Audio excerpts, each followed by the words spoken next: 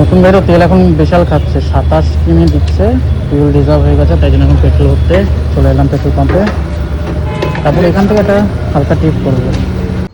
410 টাকা তেল নিয়ে নিয়েছি, দেখাচ্ছে রেঞ্জ হচ্ছে 200 কিলোমিটার যাবে, ব্যাটারি ভোল্টেজ 13.2। যাই হোক, গাড়ি কেনার পরে এটা একটা ছোটোখাটো লং রাইড বলা যেতে পারে। বেশ ভালো ওয়েদার আছে আজকে, খুব সুন্দর ওয়েদার, অত মানে মেঘলা, রোদ নেই, বেশ সুন্দর, কিন্তু গরম আছে। এখন বাজে ঘড়ি কাটে 1:48। আমরা যাচ্ছি এখন কৃষ্ণনগর, ওখানে গিয়ে একটু খাওয়া দাওয়া করবো, সেটাও শেয়ার করব। বাকি এই রাস্তাটা বেশ ভালো লাগে আমার। যাই হোক, দেরি না করে যাওয়া যাক। এই আমার পাশে দেখা যাচ্ছে, এটা হচ্ছে NS-12। এটা কিন্তু জাগলি বারাসাত হয়ে আসছে মধ্যমগ্রাম হয়ে, আর সোজা গেলে কিন্তু পাহাড়, যেটা কিন্তু প্রত্যেকটা বাইকারের কাছে খুবই জনপ্রিয় একটা জায়গা, যেটা হচ্ছে শিলিগুড়ি। শিলিগুড়ি থেকে দার্জিলিং আর গ্যাংটক যাওয়া যায়। যাই হোক, আমার গাড়ি এখন চলে গেছে 107 কিলোমিটার, আর 210 এখন ফিউল রেঞ্জ দেখাচ্ছে, ফিউল রেঞ্জটা বাড়ছে।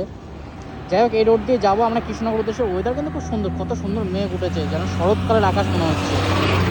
যাই হোক, এখান থেকে কিন্তু সব দূরপাল্লার মানে বাস টাস সন্ধ্যেবেলার দিকে যায়, মানে হচ্ছে শিলিগুড়ি বা আসাম টাসাম সব জায়গার বাস টাস সব যায় এখান দিয়ে। যাই হোক, দেরি না করে এগোই সামনের দিকে, কারণ বেলা অনেক হয়ে 2টো বাজে। এখান থেকে কৃষ্ণনগর যেতে যেতে মনে হয় আধা ঘন্টা থেকে 35 মিনিট মতো লাগবে এই গাড়িতে। গাড়ি চালিয়ে প্রায় 40 কিলোমিটার চলেছি। এই সোজা গেলে রানাঘাট, কৃষ্ণনগর আর শিলিগুড়ি।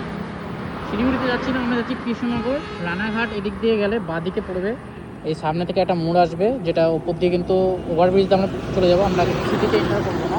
বাকি এখানটায় আমার শোরুমও দেখছি, আর গাড়ি তো গেলে পায়ে মানে চুল জ্বলে যাবে এরকম মনে হচ্ছে, এত গরম লাগছে।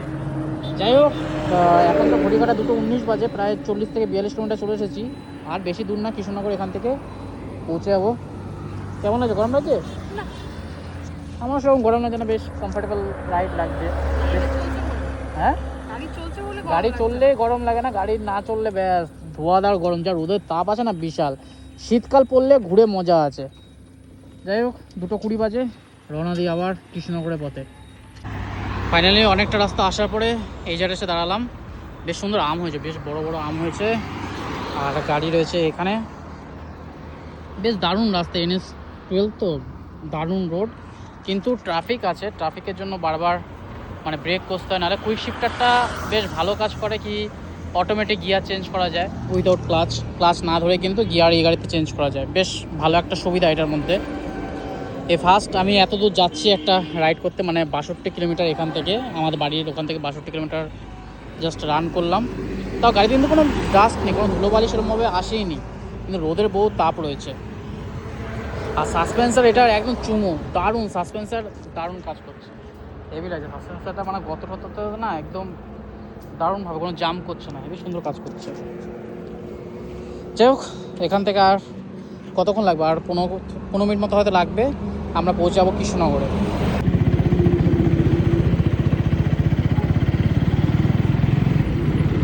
শান্তিপুর থেকে বেরিয়ে পড়লাম, এখন যাচ্ছি কৃষ্ণনগরের উদ্দেশ্যে। কৃষ্ণনগরের মাদার হাটসে যাবো আজকে দুপুরে খাওয়া দাওয়া করতে। অনেকটা বেলা হয়ে গেছে, 3টে বাজে। বাকি ওখানে শঙ্কর আছে, শঙ্করের 2বার ভিডিও করা হয়ে গেছে, তাই এখন একটু মাদার হাটসে ওখানেই যাব। ওখানে গিয়ে তোমাদের সাথে শেয়ার করবো খাওয়া দাওয়া। দারুণ লাগে, 4 গিয়ারে চালাচ্ছি, 36-এ। ভালো ওয়েদার তো, গাড়ি চালিয়ে ঠান্ডা করলে আরও ভালো হয়।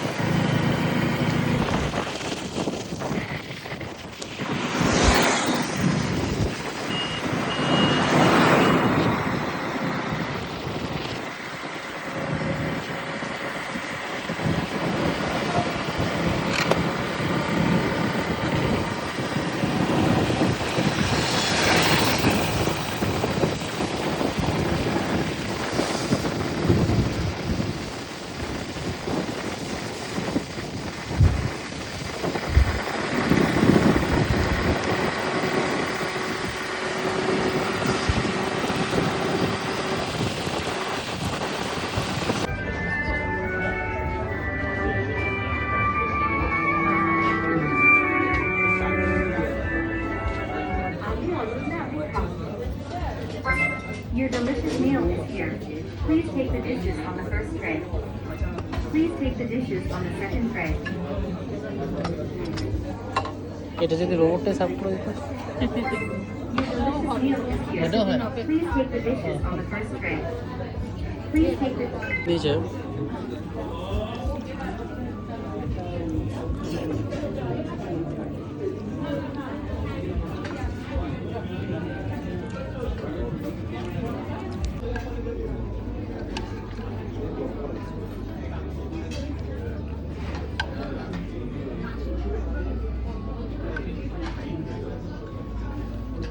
এটা আগে থেকে কুক থাকে নাকি এই কুকারে কুক হয়?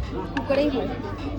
যখনই অর্ডার আসে হাফ ডান করা থাকে, যখনই অর্ডার আসে তখন কুকারে ফুল ডান করে দিয়ে দেয়। গ্রেভি দেবো? অল্প ব্যাস। আপনাকে দেবো? না, আর লাগবে। Thank you, welcome. গরম আছে। উপরে ঢাকা ছিল কত বড়, ভালো।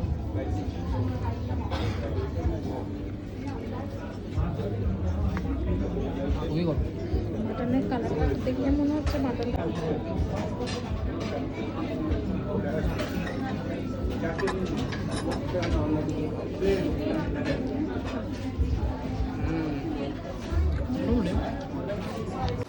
রোদে গাড়িটা একদম চকমক চকমক করছে, নতুন তো একদম, বেশ সুন্দর লাগছে। যাই হোক, এখান থেকে বেরোনোর পালা। মাদারহাটে এসেছিলাম, খাওয়া দাওয়া হলো, এবার বাইক নিয়ে যাবো বাড়ির দিকে। খাওয়া দাওয়ার বর্তমান তোমাদের সাথে আলাদা শেয়ার করবো, বাকি তোমরা দেখলে কী কী খেলাম এখানে। বেশ সুন্দর একটা রেস্টুরেন্ট, বহুত বড় জায়গা নিয়ে, খুব সুন্দর। আমি এখান থেকে বেরোই, টাটা।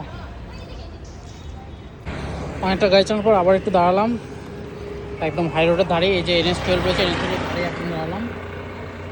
গাড়িটা বেশ চালিয়ে মজা আছে, কিন্তু 80-র ওপরে গেলে একটু ভাইব্রেশন হয়, সেই ভাইব্রেশনটা একটু ফিল করলাম।